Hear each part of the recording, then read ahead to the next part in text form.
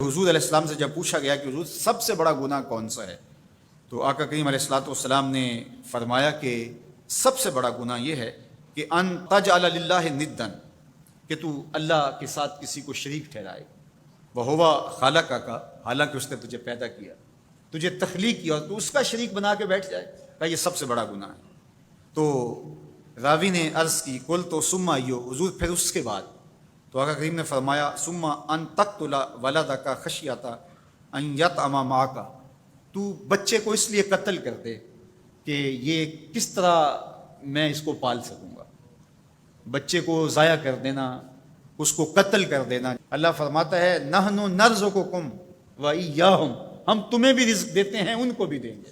تیسری بات حضور نے فرمایا ان تزانی بحلیلۃ جارک، آپ ہمسائے کی بیوی کے ساتھ بدکاری کریں، تو یہ بڑے گناہوں میں سے۔ ہمسایہ ماں جائے کی طرح ہوتا ہے، اس کی دیوار سانجھی ہوتی ہے، اس کی عزت سانجھی ہوتی ہے، اور اگر کوئی شخص طاق میں رہے اور ہمسایوں کے گھر گھس کے ان کی آبرو ریزی کر دے، تو یہ تین بڑے گناہ جو ہیں ان میں سے ایک بڑا گناہ اللہ کے محبوب علیہ السلام نے ارشاد فرمایا۔ حضرت عبداللہ ابن مسعود رضی اللہ تعالی عنہ سے یہ روایت مروی ہے کہ لا احد اغیر من اللہ عز وجل، اللہ سے زیادہ کوئی غیرت مند نہیں ہے، اللہ سب سے زیادہ غیرت مند ہے، اور اس کی غیرت کا تقاضا یہ ہے وَلِذَالِكَ حَرَّمَ الْفَوَاحِشَ مَا ظَهَرَ مِنْهَا وَمَا بَطَنَ، کہ اس نے بے حیائی کو چاہے وہ پوشیدہ طور پہ کی جائے یا اعلانیہ طور پہ کی جائے، اس کو پسند نہیں کیا، اور اس سے اس نے منع کر دیا، اور لوگوں کو روک دیا، حرام قرار دے دیا، اس لیے کہ وہ خود غیرت مند ہے۔ غیرت مند مالک غیرت کا سبق دیتا ہے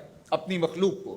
اللہ تعالیٰ قرآن مجید میں ارشاد فرمایا وَلَا تَقْرَبُوا الْفَوَاحِشَ مَا ظَهَرَ مِنْهَا وَمَا بَطَنَ، فحش کام کے قریب نہ جانا، وہ اعلانیہ طور پہ کرو یا وہ مخفی طور پہ کرو۔ تو مفسرین نے لکھا کہ جو بدکاری ہے وہ مخفی فحش ہے، اور شراب نوشی یہ اعلانیہ فحش ہے۔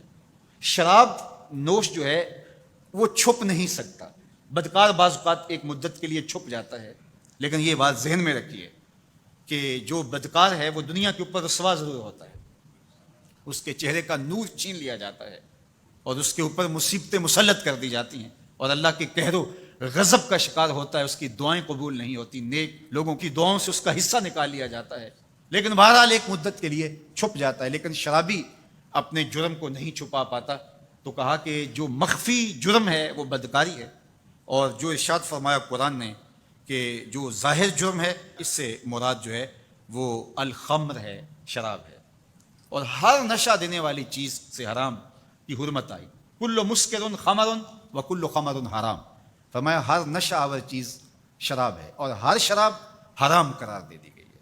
اب یہاں بھی لوگ دلیلیں لے کے بیٹھ جاتے ہیں، میاں وہ بھی ایک مشروب ہے، اس سے کیا فرق پڑتا ہے؟ میاں جب رب نے کہہ دیا تو بات ختم ہو گئی۔ ایک یہودی کے پاس ایک مسلمان مہمان ٹھہرا، تو اس نے انگور پیش کیے، تو اس نے بڑے شوق سے لیے، تو تھوڑی دیر کے بعد وہ شراب لے آیا۔ اس نے کہا استغفر اللہ، میں مسلمان ہوں، میں شراب نہیں لیتا۔ تو اس نے ہنس کے کہا یہ جو انگور آپ نے کھائے ہیں شراب اسی سے کشید ہوتی ہے۔ تو اس مسلمان نے کہا کہ آپ کی اہلیہ کدھر ہے؟ تو اپنی اہلیہ کو بلا لایا، تو کہا آپ کی کوئی اولاد بھی ہے؟ کہا ہاں میری بیٹی ہے، اس کو بھی بلا لاؤ۔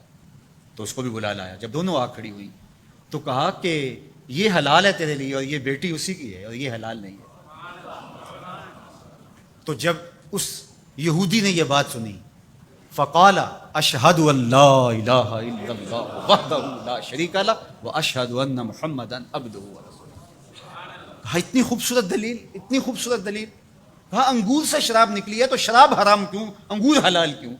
تو کہا مجھے یہ بتاؤ کہ تمہاری بیوی تمہارے لیے حلال ہے، تمہاری بیٹی تمہارے لیے حرام کیوں؟ کہا بات سمجھ میں آ گئی۔ تو میرے رب نے، بعض کا تو اس کی حکمتیں ہمارے علم میں نہیں ہوتی، اور حکمت نہ جاننے کی وجہ سے ہم کہتے ہیں کہ یار یہ بات سمجھ میں نہیں آتی۔ یہی تو ہمیں بتایا گیا کہ جو سمجھ میں آئے اس کو بھی ماننا ہے، جو نہیں سمجھ میں آئے اس کو بھی ماننا ہے۔ ہم جنت کو مانتے ہیں نا، دیکھا ہے، یار رب کو مانتے ہیں، دیکھا ہے، وہ سمجھ میں آتا ہے، تو دل میں تو آتا ہے، سمجھ میں نہیں آتا۔ میں جان گیا بس تیری پہچان یہی ہے۔ ہم تو سب سے بڑی حقیقت کو بغیر دیکھے مانتے ہیں، بغیر سمجھے مانتے ہیں۔ ادراک فہم کی حدود سے ورا ہے، عقل و خرد کے دائروں سے ورا ہے، لیکن اس حقیقت کو ہم مانتے ہیں تو اس کے کہے ہوئے کو کیوں نہیں مانیں گے؟